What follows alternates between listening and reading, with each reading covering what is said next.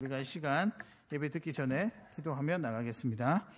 하나님, 오늘도 겸손한 마음으로 주의 말씀을 듣습니다. 성령께서 마음 문을 열어주시고 들리게 하시고 깨닫게 하시고 결단해야 될 일 결단하며 실천하는 삶을 시작하는 오늘 이 귀한 시간 될 수 있도록 인도해 주시옵소서. 감사를 드리고 예수님의 이름으로 기도드리옵나이다. 아멘. 오늘의 말씀은 세 군데입니다. 요한복음 3장 16절, 요한복음 17장 3절, 데살로니가 전서 5장 10절입니다. 세 구절인데 자막을 보시고 저와 여러분이 함께 읽으시면 되겠습니다. 준비되셨습니까? 자막 펼쳐주십시오. 같이 읽겠습니다. 시작. 하나님이 세상을 이처럼 사랑하사 독생자를 주셨으니 이는 그를 믿는 자마다 멸망하지 않고 영생을 얻게 하려 하심이라. 영생은 곧 유일하신 참 하나님과 그가 보내신 자 예수 그리스도를 아는 것이니이다. 예수께서 우리를 위하여 죽으사 우리로 하여금 깨어 있든지 자든지 자기와 함께 살게 하려 하셨느니라. 아멘. 이 세 구절 중에서 제가 어느 구절을 중심으로 설교할 것 같으십니까? 어떻게 그렇게 잘 아십니까? 제가 오늘 이 구절이 사실 다 연결이 되는데요. 그 중에서도 요한복음 17장 3절을 좀 중심으로 말씀을 전하려고 합니다. 영생은 곧 왜요? 맞추셨습니까? 사탕 드릴게요, 제가. 영생은 곧 유일하신 참 하나님과 그가 보내신 자 예수 그리스도를 뭐 하는 것이다?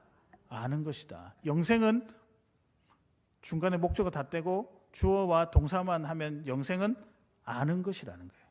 조금 생소하지 않습니까? 오늘 이 부분을 가지고 말씀을 나누었으면 좋겠습니다. 그래서 오늘의 말씀은요, 기회처럼 그리고 스며드는 삶.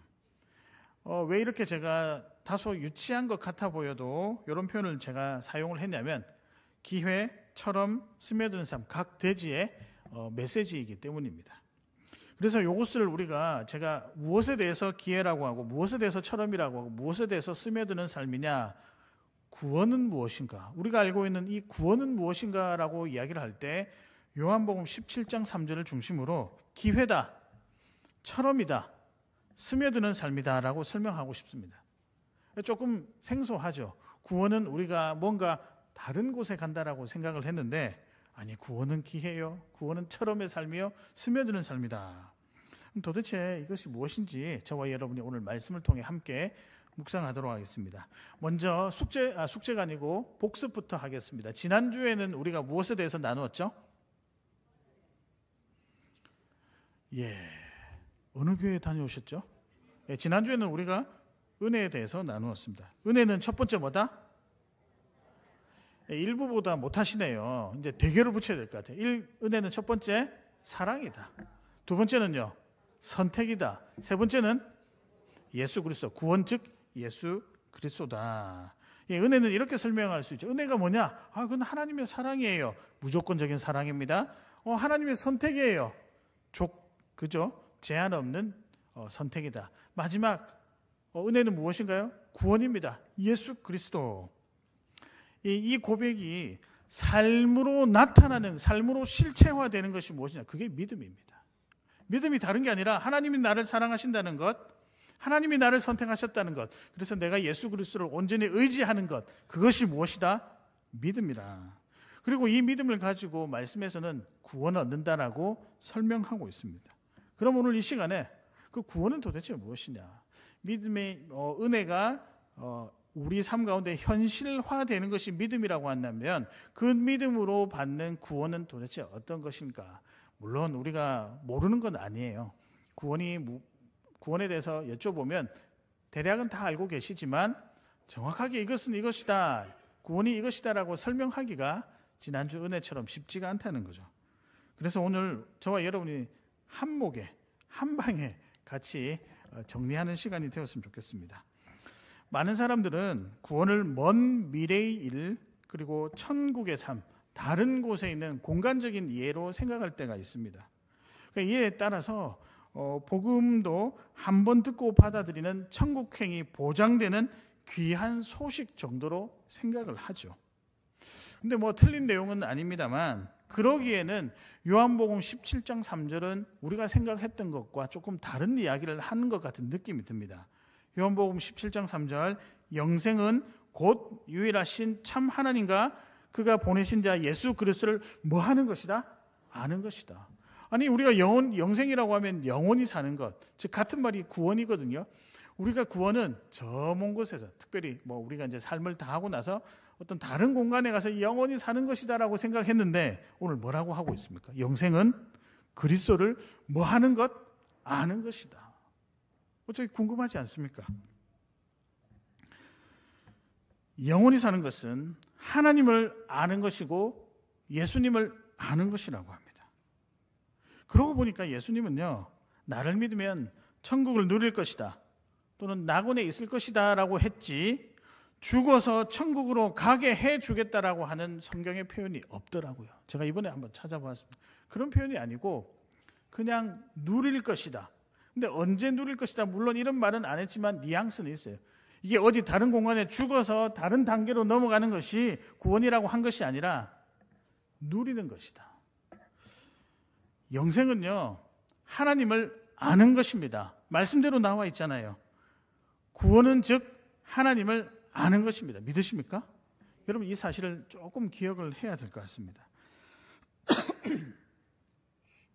근데요, 안다는 게 그냥 단순하게 지식적으로 내가 아는 것일까? 그게 아닙니다. 성경에서 안다라는 표현이 나오면 뭐 사람과 사람을 그 사람을 안다 이런 표현 말고 하나님을 안다라고 할 때는 깊은 관계가 된다라는 의미죠. 그래서 영생은요, 하나님과 깊은 관계가 되는 것입니다. 구원은 뭘까요? 하나님과 깊은 관계가 되는 것입니다. 근데 이 깊은 관계가 어느 정도냐? 부부 사이의 친밀함을 나타내는 정도라는 거죠. 굉장히 친밀한 거죠.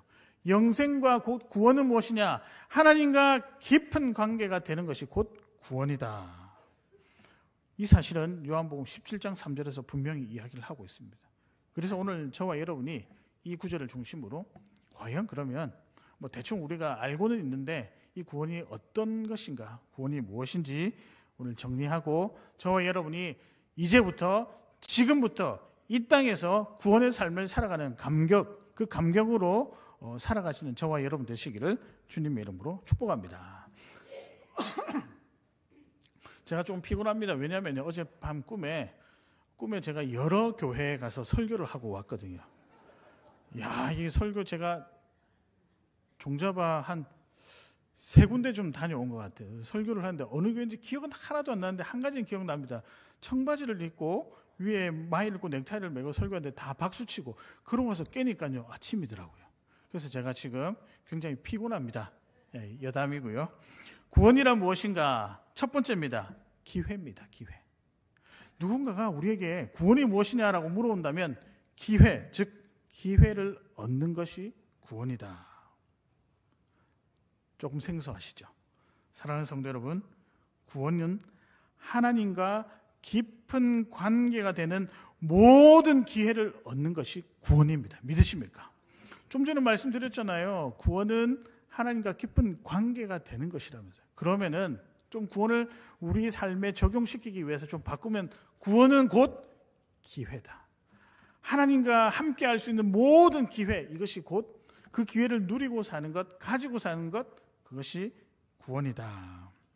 사랑하는 여러분, 하나님과 친밀해지는 여러분 주변에 있는 모든 기회를 꼭 붙잡고 구원의 삶을 살아가시는 저와 여러분 되시기를 바랍니다. 요한복음 3장 16절 다 아시죠? 모르십니까? 다 아십니다. 이거 뭐 물어봐도 뭐 물어볼 이유가 없을 정도로 다 아시죠? 구원에 관한 귀한 메시지입니다. 그런데요, 우리가 이 말씀을 읽고 내용을 인정하고 더 나아가서 그런 기도 영접 기도문을 따라 읽으면 구원 받을까요? 안 받을까요?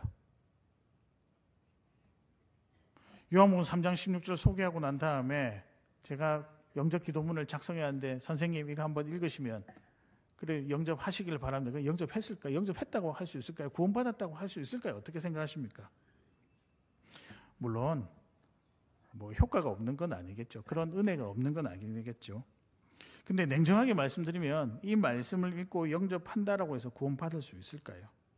제가 지난주에 말씀드렸듯이 사람들은요, 이 말씀을 따라 읽고 영접 기도문을 읽으면이라고 하는 조건을 붙이거든요. 구원은 조건이 아닙니다. 그렇잖아요. 근데 우리는 이런 조건을 읽어야 뭔가 우리가 했다. 결국 행위로 연결되잖아요. 뭔가 했기 때문에 내가 구원을 얻는다라고 오해할 때가 있습니다. 물론 이런 요한복음 3장 16절의 말씀을 가지고 성령이 그 영혼에게 마음문을 열게 하셔서 그 말씀이 정말 달고 오면 말수의 말씀으로 들어와서 삶 가운데 역사한다면 그건 귀한 또 구원으로 향하는 길이 되겠죠. 그러나 이 말씀이나 기도 영접문을 읽지 않고도 어느 날 부지불식간에 성령이 훅 내 마음에 들어와셔서 갑작스럽게 의도하지 않았는데 회개하고 하나님을 향해 다시 그 삶을 다시 살아야 되겠다라고 결단하면 영접 기도문 없어도 그 사람은 구원으로 향하는 길을 시작한 것일까요? 아닐까요? 당연히 것이죠. 근데 우리는 구원을 얻는다에 너무 마음을 두는 것 같아요. 근데 여러분 잘 읽어보시면 요한복음 3장 16절도 잘 읽어보시면 하나님이 세상을 이처럼 사랑하사 독생자를 주셨으니 누구누구는 뭐가 영생을 얻게 하려 함이니라. 잘 보면요, 사람의 행위에 대한 표현이 없습니다. 우리가 뭘 해서 됐다라고 하는 표현이 없고 하나님의 행위만 기록이 되어 있습니다. 사랑하시고 이처럼 사랑하시고 독생자를 주셨고 얻게 하려 하신다. 하나님의 행위만 설명이 되어 있다고요. 그런데 여러분 이 행위가 굉장히 특별합니다.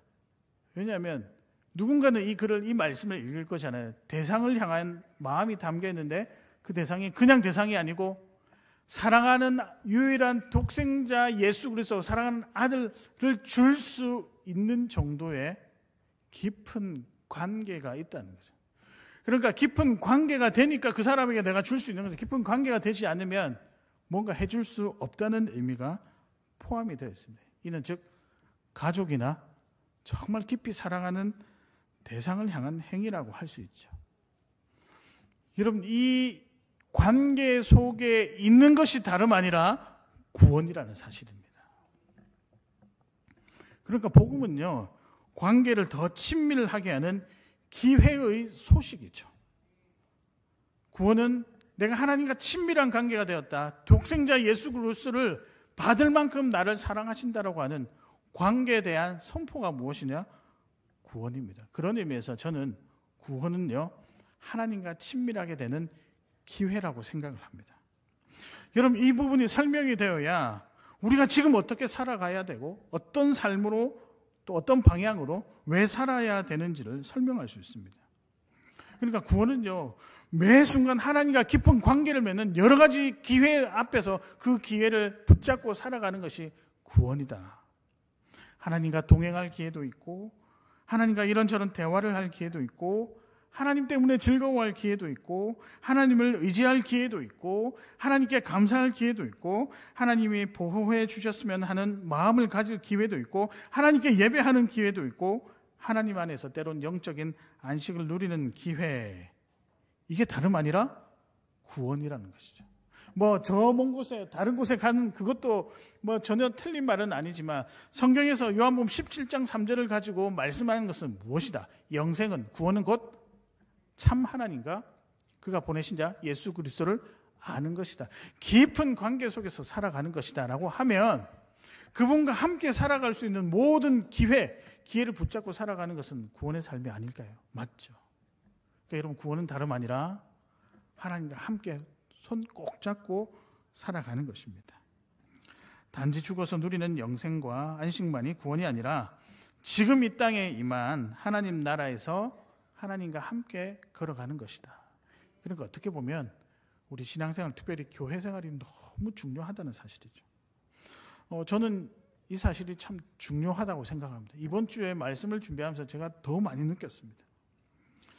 그래야 여러분 열정이 생겨나는 거고, 그래야 비전을 가질 수 있는 거고, 그래야 내가 때로는 버려야 될 것 분별할 수 있는 거죠. 죽어서 누리는 구원이라면 지금 대충 살아도 적절한 선에서 신앙생활을 하면 되겠지. 물론 이렇게 생각하는 것도 웃기지만 최선을 다해서 헌신하고 회개해야 할 이유가 별로 없을 것 같기도 해요.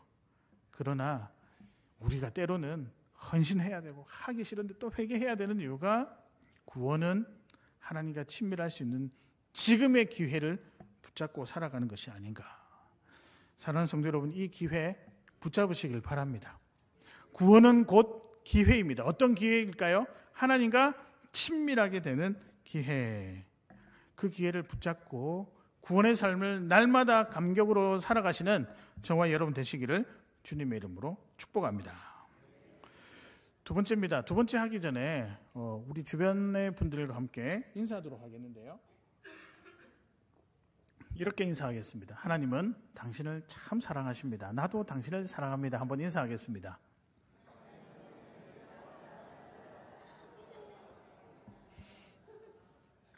네, 역시 가족들이 부부가 앉으니까 표정은 썩 괜찮습니다. 근데 제가 왜 이렇게 인사하라고 했냐면 두 번째 메시지와 관련이 있기 때문이죠. 둘째입니다. 구원은 무엇인가? 두 번째는요, 처럼입니다. 처럼. 누구누구처럼 할 때 처럼의 삶이 구원이다.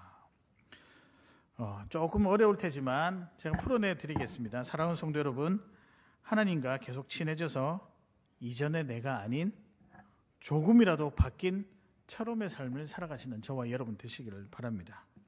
구원은 삶입니다. 이전과는 조금 다른 삶입니다. 제가 많이 다른 삶이라고 표현을 하려다가 또 괜히 공수표 날리는 것 같아서 우리가 좀 많이 다른 삶을 살아가야 되는데 우리가 연약하잖아요. 그래서 제가 조금 다른 삶이다. 그러나 하나님은 여러분이 많이 변한 삶을 정말로 요구하십니다. 그래서 구원은요, 이렇게 생각하시면 됩니다. 예수님처럼 사는 것, 바울처럼 사는 것, 다윗처럼 사는 것, 모세처럼 사는 것, 처럼의 삶이라는 거죠. 믿음의 조상들인 여러분의 할아버지와 할머니 그리고 아버지와 어머니처럼 사는 것이 다름 아니다 구원이다라는 사실입니다. 그러면 목사님, 처럼의 삶은 구체적으로 무엇일까요? 근데 제가 방금 말씀드린 예수님, 바울, 다윗, 모세 그리고 여러분의 부모님들의 공통점이 있습니다. 특별히 예수님께 많이 볼 수 있는 모습인데요. 이겁니다. 남김없이 사랑하는 것. 이게 처럼의 삶이자 구원입니다. 그래서 제가 아까 인사를 나는 당신을 사랑합니다. 남김없이 사랑하는 것 가능할까요?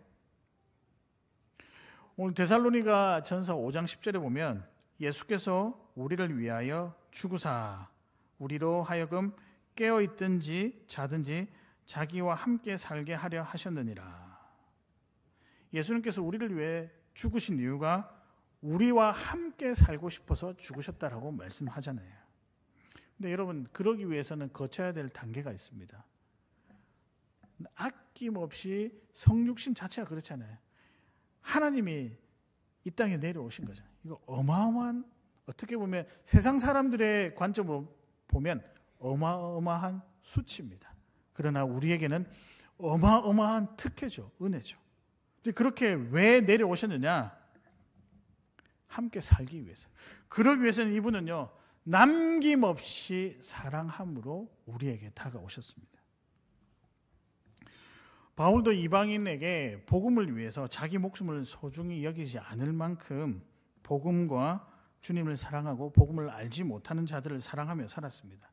사도행전 20장 24절에 보면 내가 달려갈 길과 주 예수께 받은 사명 곧 하나님의 은혜 복음을 증언하는 일을 마치려 하면은 나의 무엇조차 생명조차 조금도 귀한 것으로 여기지 아니하노니. 바울이요, 이방인에게 복음을 전하기 위해서 자기 생명을 소중히 여기지 않고 그만큼 헌신을 했다는 거죠. 다름 아니라 남김없이 사랑하며 살았다. 이게 구원이고 구원의 삶입니다.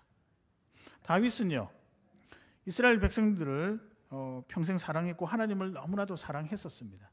그리고 그 마음으로 하나님을 향한 뜨거운 열정과 사랑을 표현하기 위해서 성전 건축하겠습니다 라고 하니까 하나님이 No, 안 된다고 했잖아요. 거절당했을 때 어떠했을까요? 기분이 참 좋지 않았겠죠. 그럼에도 불구하고 그는 끝까지 하나님께 원망 한 번 하지 않습니다. 남김없이 자신을 사랑해 준 그 하나님을 알기 때문이죠. 그래서 자기도 남김없이 사랑했던 거죠.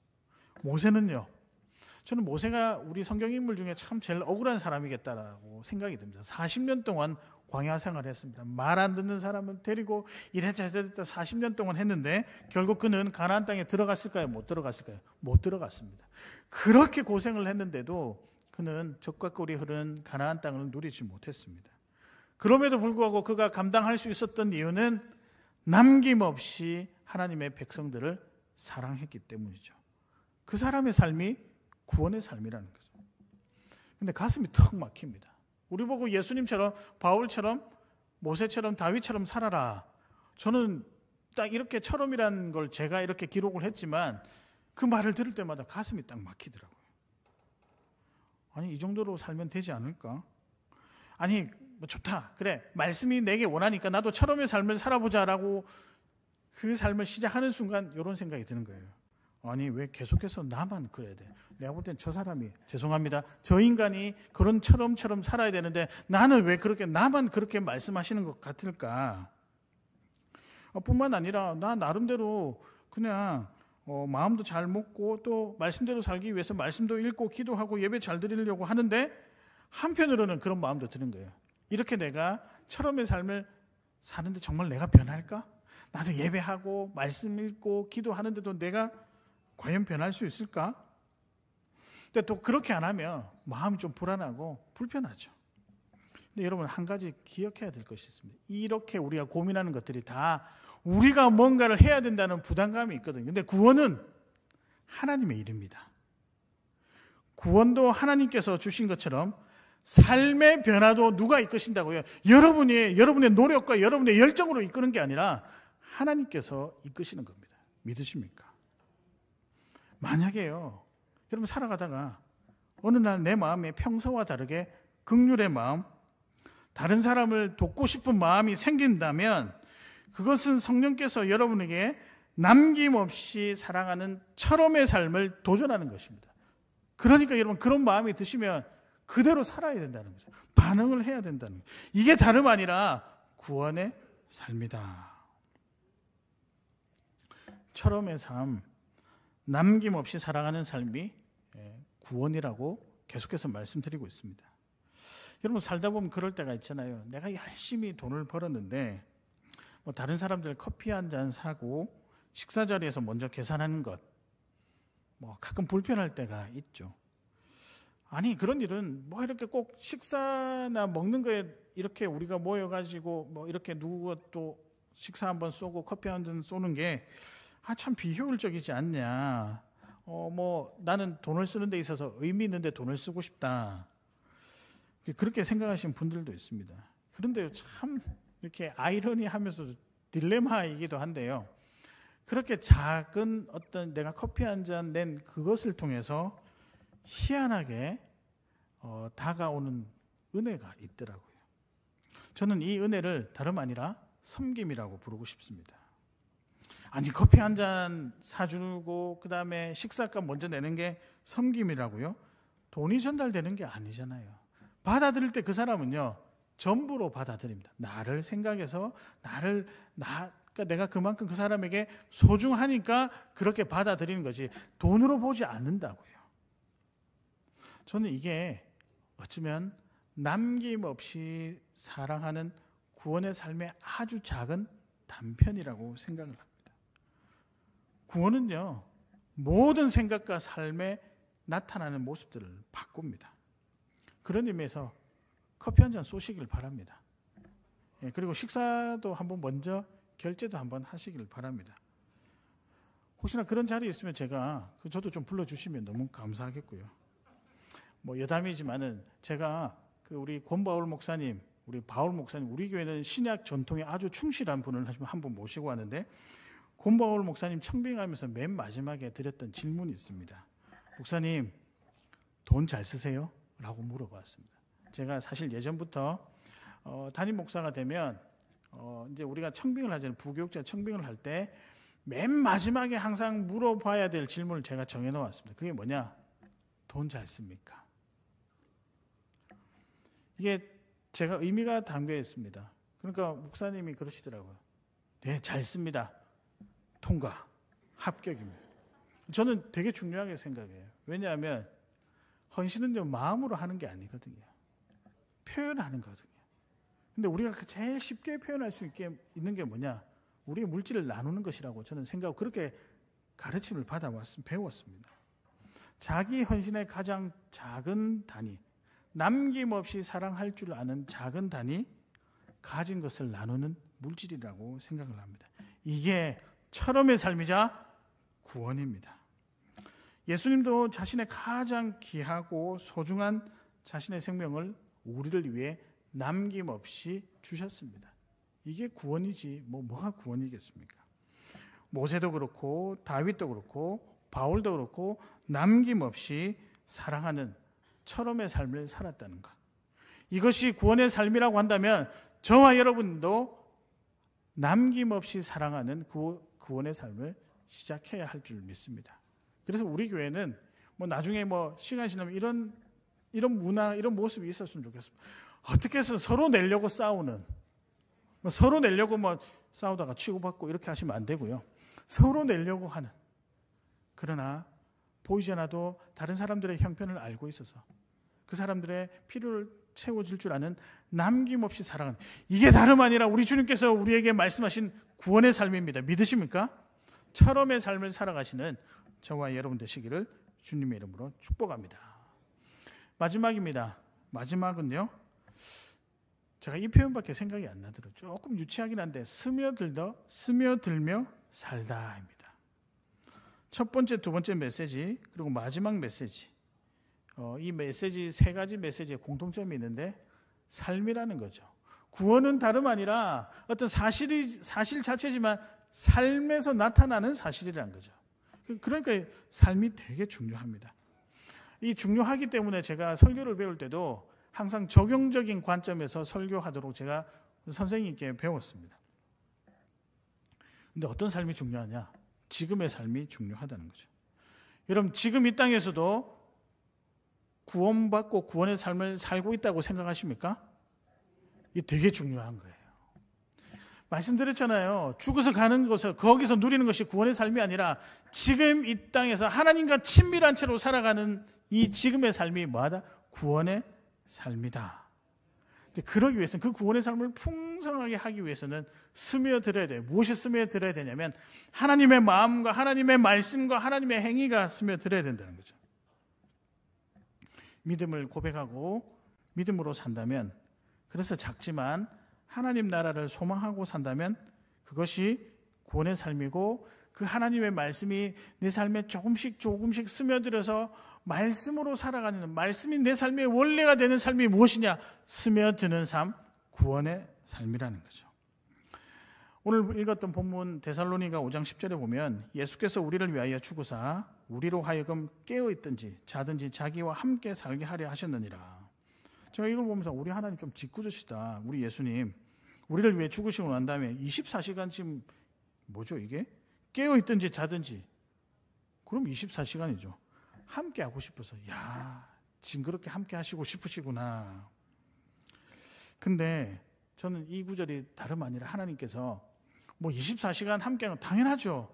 이걸 조금 다른 표현으로 하면 하나님과 상호작용하는 삶, 즉 더 쉽게 표현해 드릴까요? 서로 대화하며 사는 삶. 이게 다름 아니라 스며드는 삶의 모습입니다. 스며드는 삶은 무엇이라고요? 하나님과 상호작용하는 삶, 그리고 서로 대화하는 삶. 자, 그럼 여러분에게 질문 드릴게요. 하나님과 서로 주고받는 우리 신앙의 행위가 뭐가 있을까요? 하나님과 대화하는 신앙의 행위가 뭐가 있을까요? 딱 두 가지가 있습니다. 저희 교회는요, 우리 어디 나가서 그 성경고사 단체로 한번 나갈까요? 우리 교회 1등 할 것 같아요. 예배와 기도입니다. 스며드는 삶은 무엇이냐? 예배하는 삶이죠. 기도하는 삶이죠. 이게 구원의 삶이라는 겁니다.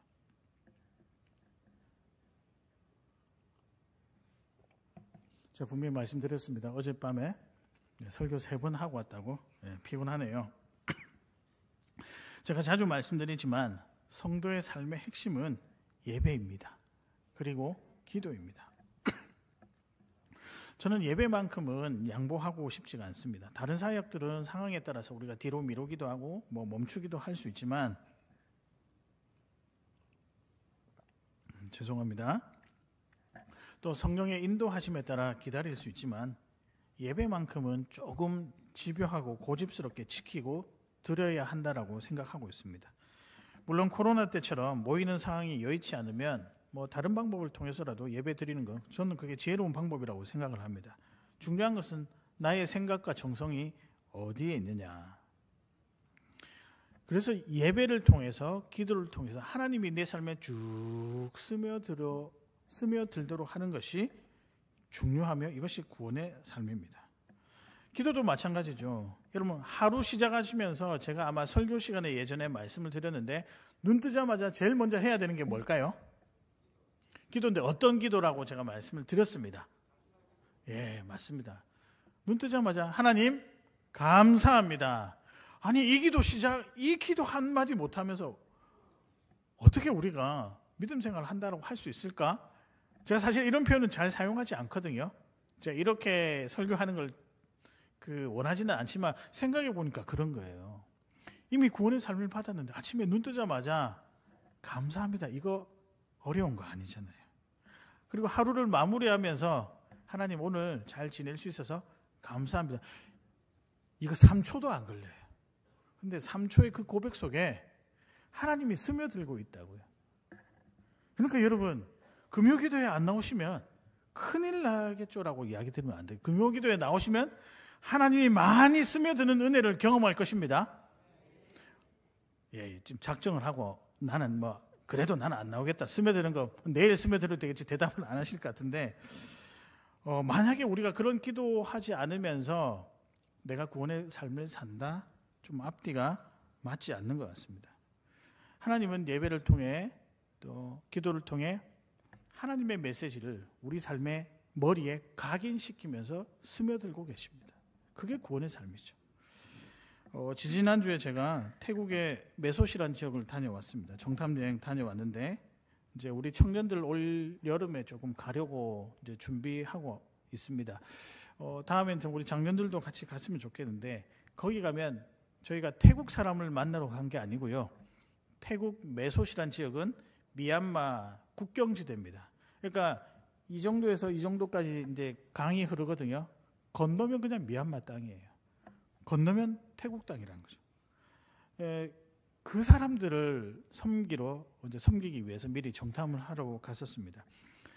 선교사님께 들었는데요. 그 메소시란 지역에 공식적으로 태국 인원은 5만 명, 태국 인구는 5만 명인데 비공식적으로 미얀마 사람들의 인원은 30만 명이 넘는다고 합니다. 다 지금 미얀마가 내전 상황이니까 다 나온 거예요. 그래서 간판에 보면 도로 간판도 그렇고 도로 표지판에도 태국어가 적혀 있고 그 밑에 미얀마가 적혀져 있습니다. 근데 이 사람들이 오자마자 대부분 교회를 많이 세우더라고요. 믿음이 어디서 생겼을까? 근데 다 이렇게 믿음을 가지고 오자마자 교회를 세우는데 교회 세운 데 가니까 들판에 나무 하나 올려놓고 그 벽돌 몇 개 쌓아가지고 그 몇 명 들어가지도 못한데 제가 종잡아 보니까 많이 들어가면 한 20명, 30명? 근데 거기에 몇십 명씩 모인다는 거죠. 근데 그 사역자들은요, 그 성도들 돌보느라고 계속 그렇게 시간을 보내는데 제 마음속에 아니 그렇게 먹고 사는 일이 힘들면 죽어라 일을 해야 될 텐데 왜 이 사람들은 오자마자 예배부터 교회당부터 세우고 예배 드리려고 하고 찬양할까? 이게 맞는 삶인가? 합리적인 삶인가? 순간이지만 굉장히 궁금해지더라고요. 물론 배부른 저의 생각이겠죠. 환경도 좋지 않고 좁지만 불빛도 제대로 들어오지 않는 그곳에서 드리는 예배 상상이나 해보셨습니까? 근데 또 그 사람들이요 찬양은 참 길게 해요. 한번 하면 찬양 한 20-30분 하더라고요. 저는 모르니까 중간에 있다가 유체 이탈을 몇 번이나 경험했습니다. 분명히 뭘 알아야 저희가 아는 찬양도 아닌 거예요. 아마 제 생각에 또 한국에서 사람이 왔다니까 더 오래 한 것 같기도 하고 그런 생각도 들더라고요. 속으로 남속도 모르고 좀 빨리 맞춰주지. 그럼에도 불구하고 표정은요 너무 밝더라고요. 정말 여러분 나중에 뭐 다음 주에 저희가 이제 간증도 하고 선교 보고도 오후 예배 때 하겠는데요. 보면 이게 어떻게 교회당이 될 수 있을까? 사람 살 수 없을 것 같은데 그렇게 표정이 밝더라고요. 아무것도 없는데 표정이 참 밝은데 우리는 아무것도 너무 많은데 표정은 항상 심각하잖아요. 왜 그럴까? 그들은 예배를 귀하게 여기기 때문이죠. 그거 아니면 하나님이 스며들어서 구원의 삶을 살아갈 수 있는 여러 가지 삶에, 왜냐하면 눈을 들어서 예배 순간이 아니면 먹고 사는 그 생각을 지배하기 때문에 구원의 삶을 온전히 살아갈 수 없는 거죠. 그러니까 이 사람들이 목숨 걸고 구원의 삶을 살기 위해서 예배했던 겁니다. 이것이 예배를 통해 스며드는 성도의 삶이 아닐까. 제가 갈 때마다 느끼는 거지만 선교지에 가면 그런 분, 또 그분들은 기도를 되게 오래 해요. 아마 계속 아까도 말씀드렸지만 저희 왔다고 더 기도 오래 하는 것 같아요. 여러분 혹시나 2시간짜리 성경 공부 참여해 보셨습니까? 미얀마어로 하는데 제가 그때는 주님 죽어도 여한이 없습니다. 와, 얼마나 열정적으로 하시는지. 왜냐하면 한국 사람 왔다고. 근데 다른 언어인데 참 놀라운 것은 그들의 언어로 기도해도 마음도 저의 마음 울리는 것 같아요. 저는 이게 예배와 기도를 통해서 하나님이 스며드시는 증거가 아닌가. 제가 예배하러 단에 서면요, 여러분 얼굴들이 바뀌는 모습들을 많이 봅니다. 제가 그 순간을 보는 걸 너무 행복해하고 즐거워하거든요. 감히 제가 여러분의 어떤 얼굴의 표정에서 나타나고 여러분의 어떤 영적인 상태들을 판단할 수 있을 만한 자리는 아니지만 분명히 여러분을 통해 하나님을 정말로 믿고 싶다, 또 사모한다는 마음이 느껴집니다. 왜냐하면 여러분 삶 속에 하나님이 스며들어서 그렇습니다. 구원의 삶이기 때문이죠. 하나님이 스며드는 삶, 예배와 기도를 통해 하나님의 마음과 하나님의 메시지를 듣고 내 삶을 내 몸에 새기는 삶, 스며드는 삶, 다름 아니라 거기에 은혜가 있고 하나님의 역사가 있는 구원의 삶입니다. 믿으십니까? 이번 한 주간 살아가실 때 스며들며 살아가셨으면 좋겠습니다. 하나님과 깊이 동행하시며 그 하나님의 흔적들을 밟는 것만, 그분의 뒤에만 쫓아가도, 표현을 그렇게 해볼게요. 그분의 그림자만 밟아도 행복한, 그래서 하나님과 깊은 관계로 스며드는 삶 살아가시는 저와 여러분 되시기를, 구원의 삶을 살아가시는 우리 창원교회 성도님들 되시기를 주님의 이름으로 축복합니다. 말씀을 정리하겠습니다. 오늘의 말씀은 기회처럼, 그리고 스며드는 삶, 구원이라고 해도 될 것 같아요. 구원은 무엇인가? 첫 번째는요, 기회입니다. 그러니까 하나님과 친밀할 수 있는 모든 기회를 누리고 살아가십시오. 그게 구원입니다. 믿으십니까? 두 번째는요, 처럼입니다. 요걸 기억하시자고요. 남김없이 사랑하는 것이 구원이다. 마지막은요, 하나님과 대화하십시오. 예배와 기도를 통해서 하나님과 대화하십시오. 스며들으십시오. 그 삶이 다름 아니라 구원이라는 것을 여러분 기억하시기를 바랍니다. 오늘 명절 이제 마치고 다들 가족끼리 흩어지시잖아요. 요즘 어떤 장염이 유행한다니까 먹는 것도 조심하시고, 특별히 오고 가는데 안전 조심하시고, 다음 주에 우리 또 행복한 얼굴로 뵈었으면 좋겠습니다. 그러면서 한 주간 고민해 보시길 바랍니다. 나는 주변에 하나님과 친밀해질 수 있는 여러 가지 기회가 있으면 붙잡고 사는가, 꼭 붙잡으시길 바랍니다. 그리고 적어도 누군가를 남김없이 사랑하면서 정말 구원에 감격한 채로 살아가는가. 또 하나는 그냥 스며들어서 그냥 그분과 함께 사는 것이, 그냥 그분과 함께만 있어도 너무 행복하다. 이게 구원입니다. 믿으십니까? 꼭 이번 주부터 다시 시작하시기를 주님의 이름으로 축복합니다. 제가 그러면서 어떤 찬양을 부를까 생각하니까 이 찬양밖에 생각이 안 나요. 삶의 작은 일에도 우리 찬양 부르시면서 우리 같이 기도하고 던신하도록 하겠습니다.